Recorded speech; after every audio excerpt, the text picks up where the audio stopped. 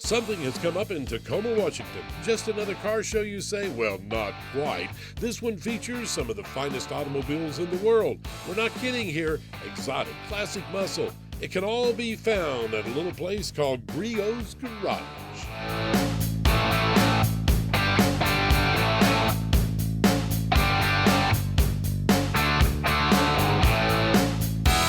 Welcome, ladies and gentlemen, to another edition of the Lokar Car Show series. We go everywhere to bring you beautiful cars, including Tacoma, Washington, and Griot's Garage.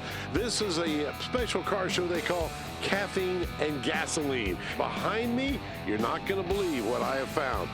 Yep, those are brand new 2013 Rolls-Royce cars, yes. We'll find out all about them in a minute. Hello, everyone. I'm Ted Jones. Joining me on today's show, Dave Bowman, who has fallen in love with another car that's very rare.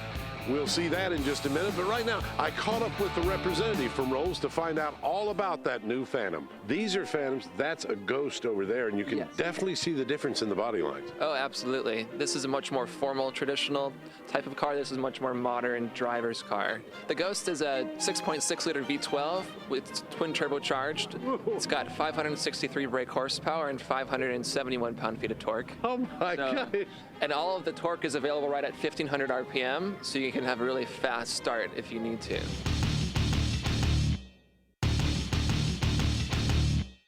It's 0 to 60 in about 4.5 seconds.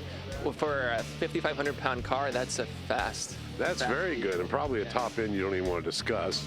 Well, it's limited to 155, and it could go close to 2 if it wasn't limited. And this is one of the Phantoms. Yes, this is the Phantom sedan. It's a standard wheelbase version of it. This one has a V12 as well. It's a 6 3/4 liter V12. It's got 453 brake horsepower and 531 pound-feet of torque. So you want to go faster, you got to get the Ghost. You got to get the Ghost, but this one will go 0 to 60 in about 5.5 seconds, so just a second slower. Not too bad. No, not bad at all. A couple hundred pounds heavier as well.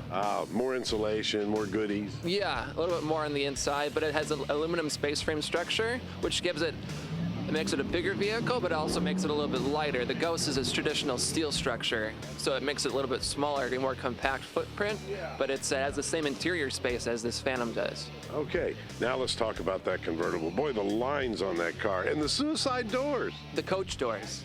Coach doors. Yes, it's a tradition for Rolls-Royce to have the coach doors, and it gives a lot more drama when you arrive or depart and get in and exit the vehicle that way. The one word to describe Rolls-Royce that I like to use is effortless. And finally, they all have that traditional Rolls hood emblem. Yeah, the Spirit of Ecstasy, introduced in 1907. So this is the Ghost. I really don't like the lines as well, okay? And I would call this, frankly, the economy model. They said it sells for about $300,000. That's if you don't want to go all the way up. This one is just over $400,000. Okay, and of course it's the four-door sedan, beautiful car. But over here, folks, the cream de la cream, $520,000. But this car is really special. Yes, this is the ultimate expression of a personal vehicle from Rolls-Royce. The Phantom Drophead Coupe here in the Series 2 form. This is a 2013, presented with the stainless steel bonnet. Just makes it a beautiful car.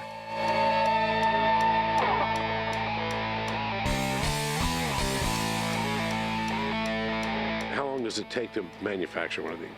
It takes about 600 hours to build one of these cars. They are all hand assembled. They're built in Goodwood, England. We only have 2 robots in the plant, and those do the painting because they can achieve a more uniform finish than could be achieved by human hand. Everything else is hand done. And I understand they build them one at a time. They do. They build them one at a time per the customer's specifications. Customer can order out virtually anything that they can imagine. Well, folks, that's kind of a new look with the LED headlamps they put on the 2013 Phantom. It has a very short front overhang. That's kind of a traditional Rolls-Royce thing. By the way, the Rolls-Royce logos in the center of the wheels right here always come up straight. They rotate. No matter when you stop, you'll see the Rolls-Royce properly displayed. The interior, absolutely pure luxury. Gorgeous as can be. The 2013 Phantom, there's only 2 of them in the United States of these convertibles right now. Well, Ted, when you talk about exotic, this is about as exotic as you can get. This is the brand new 2012 Lexus LFA. There's only about 174 of these here in the U.S., just about 500 in the world. There's 2 of these here on the West Coast. And we have David Haley here, who is the proud owner. Got a V10 It's 552 horsepower. It's really a fast car and one that has all the comforts of a typical Lexus. I'll bet you get a lot of heads turning as you're driving down the road on this, or even if it's just parked, right? Sure do. How did you decide you wanted to buy this, and what was the process? Originally, when I first heard about it in the magazines, I went to my Lexus dealer, and at that point, I had more information than they did, but I was a Lexus enthusiast, and if I was going to buy a supercar, so-called, I wanted to make sure it had a brand on it that I could rely on. 10 years ago, I heard about it. 5 years ago, I put my money down. At that point, the car was estimated to cost about 20% of what it ended up costing, but it's worth a nickel.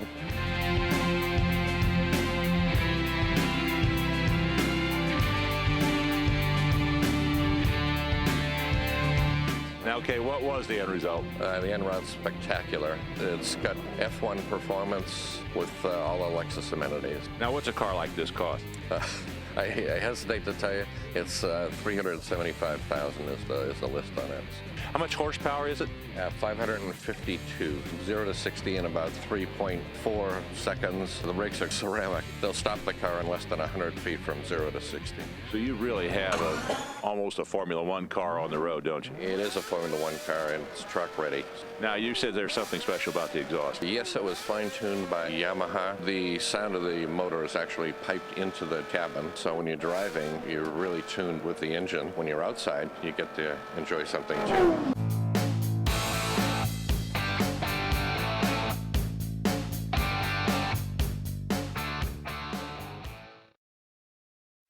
This edition of the Lokar Car Show is being brought to you by Lokar Performance Products, quality, plain and simple, and by Original Parts Group, world's largest source of GMA body parts and accessories, and by ARP, the world leader in fastener technology.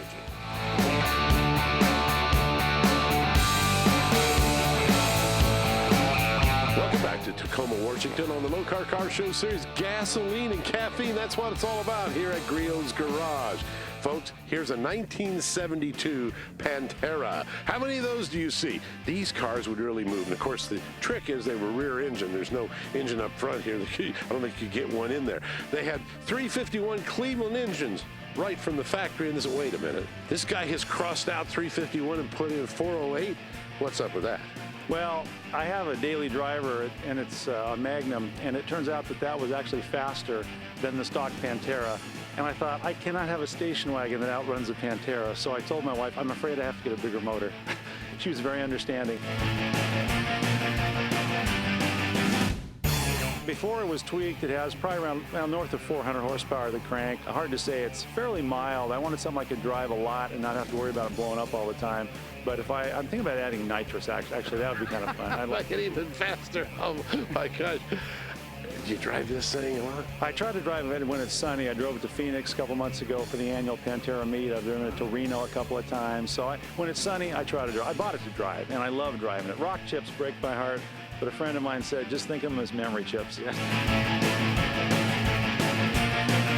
Accelerates very quickly. You can squeal the tires in a number of the first 3 or 4 gears. Top speed, the way it's geared, probably 160. For a couple $1,000, I could change the gear, and with the torque it's got, it would easily do a couple hundred miles an hour. But how often do I need to do that? Safeway's not that far away. You may not know, but the car originally came with a 5-speed ZF transmission. He decided to keep that. He said, that's enough. Hey, Bowman, you're up, buddy. You know, where's my old partner Sam when you need him? What we have here, folks, is a 1946 Fiat Topolino. We have Terry Cassim here, who is the owner of this car. And Terry, you've made a nice little hot rod out of it. Thank you.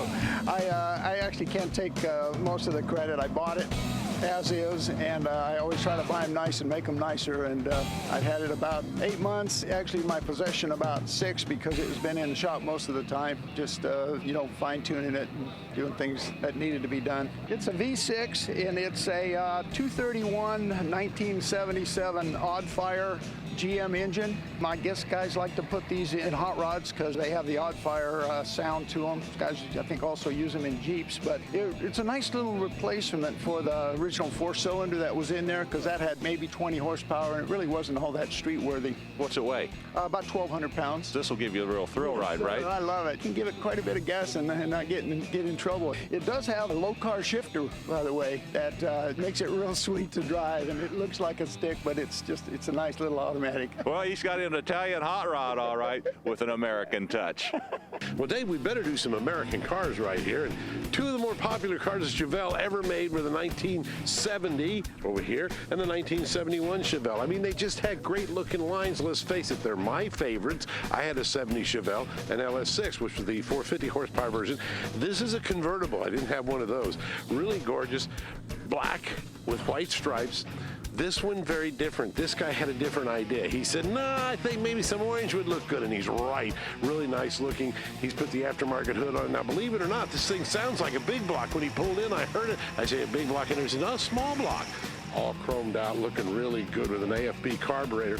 Sounded great. He's gone in here, put some aftermarket gauges right here in the instrument cluster, aftermarket steering wheel, made it his, followed the orange stripes through, did some custom upholstery, got a little bit of orange there on the firewall to finish it out with some Foose custom wheels. Over here, this one's basically stock. He did put some headers on it and said he changed the cam out. Factory 4-speed, which is the way you wanted it, with the very popular Cal induction. You see, that's the hood right up here with the air intake that flops open. It's vacuum operated. Chevelle, 1970, 1971. Weren't they gorgeous? We'll be back with more from Tacoma, Washington after this.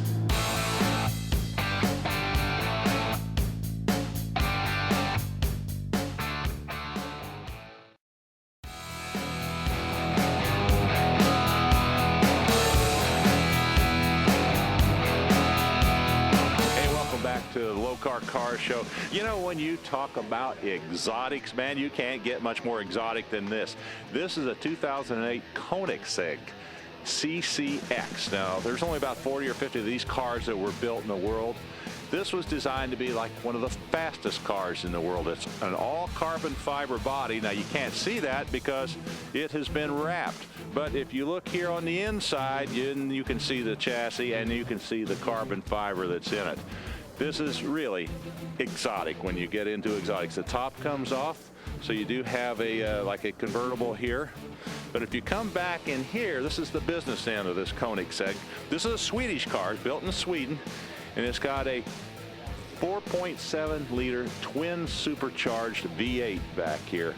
That's what powers it. The car only weighs about 2,800 pounds, and it'll top out at about 242 miles an hour. Quite a piece. Well, Dave, back to a little Americana right here. Got to keep that flavor in the show. Of course, a 32 Highboy, but this one really caught my eye. Of course, it's a Resmi red, so it would. Beautiful with this tan leather interior. The story on this car, though, is really interesting. Well, I actually went to Sun Valley for a weekend.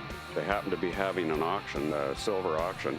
Walked in, I was standing by a little red Roadster. I called a buddy of mine that I knew would be over there, and I said, hey, meet me over here by this little red 32 Roadster. He says, oh yeah, I just bought that. Oh, no. Well, he's a dealer down in Portland. While I was waiting for him, the more I looked around at the car, the more I thought, gee, that's a cute little car. That's sharp. He shot me a price on it. And I said, good, bring it home for me. You know, typical auction, you don't get to drive them, you don't get to do anything else. When I got it home, I started looking around, and of course, being a hot rodder, I'm like, well, I could change this. You gotta make it yours. Yeah, I don't like this, I don't like that. It was the first hot rod that Steve's Auto Restorations in Portland, Oregon had ever built. I took it down to them to just get a history, and we ended up completely blowing the car apart and doing it my way.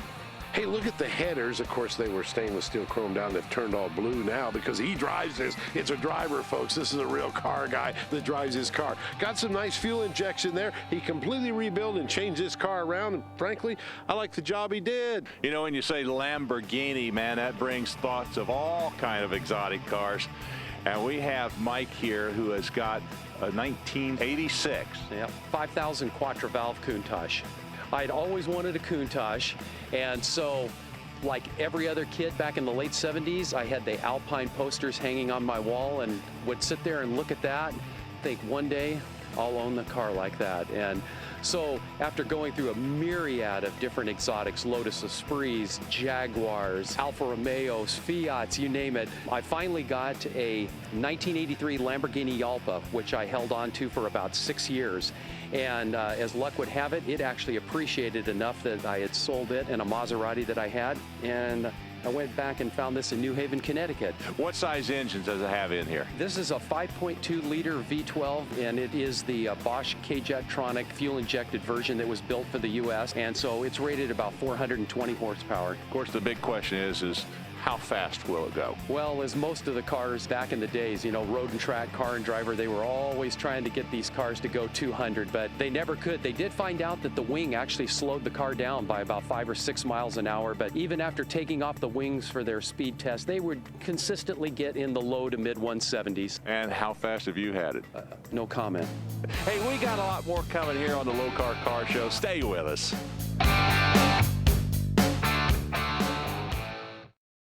This edition of the Lokar Car Show is being brought to you by Lokar Performance Products, quality, plain and simple, and by Original Parts Group, world's largest source of GMA body parts and accessories, and by ARP, the world leader in fastener technology.